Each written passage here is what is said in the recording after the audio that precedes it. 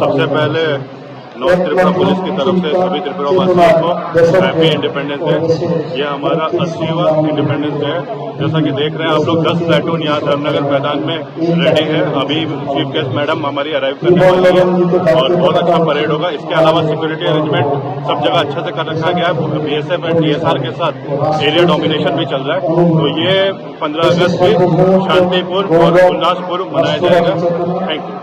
প্রথম সমগ্র রাজ্যবাসীকে বিশেষ করে আমাদের এই উত্তর ত্রিপুরা জেলাবাসীকে আমি আমার মন থেকে এবং ত্রিপুরা সরকারের পক্ষ থেকে স্বাধীনতা দিবস উপলক্ষে অনেক অনেক শুভেচ্ছা এবং অভিনন্দন জ্ঞাপন করছি।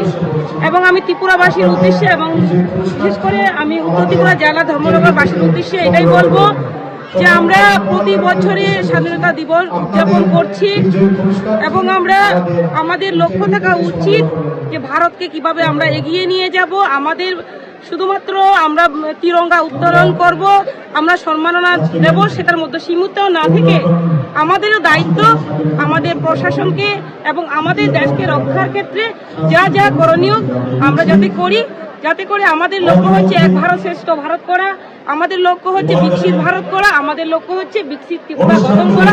সকলের সহযোগিতায় আমি মনে করি আমরা দ্রুত যে আমরা 2047 সালে বিকশিত ভারত গঠন করতে পারব। ধন্যবাদ।